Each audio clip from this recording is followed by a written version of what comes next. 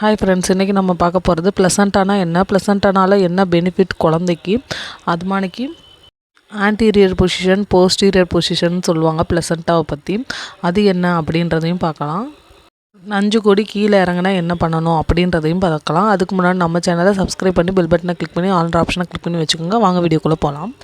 ப்ளசண்ட்டானா என்னன்னு தெரிஞ்சுக்கோங்க. கர்ப்ப காலத்தில் உங்களோட கர்ப்பப்பையில் உருவாகக்கூடிய ஒரு தற்காலிகமான ஒரு உறுப்பு அது. இதை ப்ளசண்ட்டான்னு சொல்கிறாங்க. இந்த ப்ளசண்டா தான் தொப்புள் கொடி வழியாக குழந்தைக்கு தேவையான ஆக்சிஜனும் ஊட்டச்சத்தும் அவங்களோட உடம்புல இருக்க கழிவையும் நீக்க யூஸ்ஃபுல்லாக இருக்குது. ப்ளசண்டா அதாவது இதை நஞ்சு கொடின்னு சொல்லுவாங்க தமிழில். இந்த நஞ்சு கொடி கர்ப்பப்பை சுவரில் எங்கே வேணாலும் ஒட்டியிருக்கலாம், முன்னாடி பின்னாடி பக்கவாட்டில் அப்படின்ட்டு வகைப்படுத்துகிறாங்க டாக்டர்லாம். இதைத்தான் ஆன்டீரியர் போஸ்டீரியர்னு சொல்கிறாங்க. இது உங்கள் ஸ்கேன் ரிப்போர்ட்லேயே இருக்கும். ப்ளசண்டாவோட பொசிஷன் ரொம்ப முக்கியம், இல்லைன்னா குழந்தையோட ஆரோக்கியத்தை கெடுக்கும். ப்ளசண்டா கீழே இறங்கினாலும் பிரச்சனை தான், மேலே ஏறினாலும் பிரச்சனை தான். கர்ப்பப்பை உச்சுவரில் ஒட்டிக்கிட்டு வளரும் இந்த ப்ளசண்டா. உங்கள் வயிற்றில் வளரக்கூடிய கருவுக்கு தேவையான ஊட்டச்சத்தெல்லாம் கொடுக்கறது. இந்த நஞ்சு கொடி எப்படி இருக்கும்னா ரொம்ப தட்டையாகவும் வட்ட வடிவமாகவும் பழுப்பு நிறத்துலையும் ஒரு குஷன் போல் இருக்கலாம். நஞ்சு கொடியோட முக்கியமான வேலை என்னென்னா, தாயிடம் இருந்து குழந்தைக்கு தேவையான உணவையும் அவங்கக்கிட்ட இருந்து ஆக்சிஜனையும் அனுப்புது. குழந்தைகிட்ட இருக்கக்கூடிய கழிவை தாயின் இரத்த ஓட்டத்திற்கு அனுப்புது. குழந்தை சுவாசிக்க தேவையான வாயுவை உருவாக்குகிறது. உங்கள் கர்ப்பத்தை தக்க வைக்க தேவையான ஹார்மோன்களை உற்பத்தி செய்ய இந்த நஞ்சு கொடி தேவைப்படுது. ப்ளசண்டா பொசிஷன் எப்படி வேறுபடுத்துகிறாங்கன்னா, கர்ப்பப்பை சுவரில் எங்கே ஒட்டியிருக்கோ அதை பார்த்து வேறுபடுத்துகிறாங்க.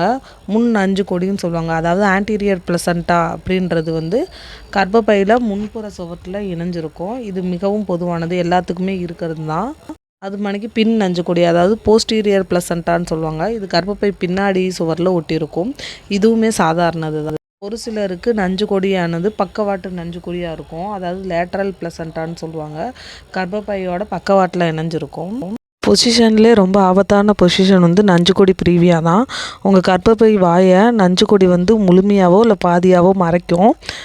கன்சீவாக இருக்கும்போது ஒரு சில நேரத்தில் நஞ்சு கொடி ப்ரீவியா ஏற்படலாம், இல்லை நஞ்சு கொடி பிரிஞ்சிடுறது பிரச்சனையெல்லாம் ஏற்படலாம். சப்போஸ் நஞ்சு கொடியானது கர்ப்பப்பை சுவத்திலேருந்து பிரிகிற நிலை ஏற்படுது உங்களுக்குன்னா, இதுக்கு கண்டிப்பாக ட்ரீட்மெண்ட் எடுக்கணும். ட்ரீட்மெண்ட் எடுக்காமல் இருந்தீங்கன்னா உங்களுக்கும் உங்கள் குழந்தைக்குமே பிரச்சனை ஏற்படும்.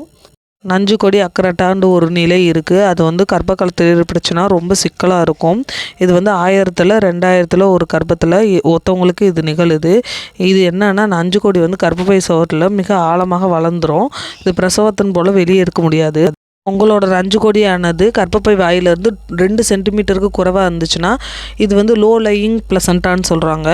இதவே உங்கள் கர்ப்பப்பை வாயை முழுசாக முடிச்சுன்னா இது நஞ்சு கொடி ப்ரீவியான்னு சொல்கிறாங்க.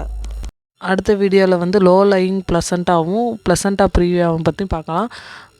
கர்ப்ப காலத்தில் ஊட்டச்சத்து நிறைந்த உணவுகளை சாப்பிட போகும்போது குழந்தையோட ஆரோக்கியம் மேம்படும். கர்ப்ப காலத்தில் திடீர்னு இரத்த கசிவு ஏற்பட்டாலும் நஞ்சு கொடி பிரிஞ்சாலும் ஏற்படும். அதனால் கூட இரத்த கசிவு ஏற்படலாம். அதனால் டாக்டர்கிட்ட கன்சல்ட் பண்ணிடணும்.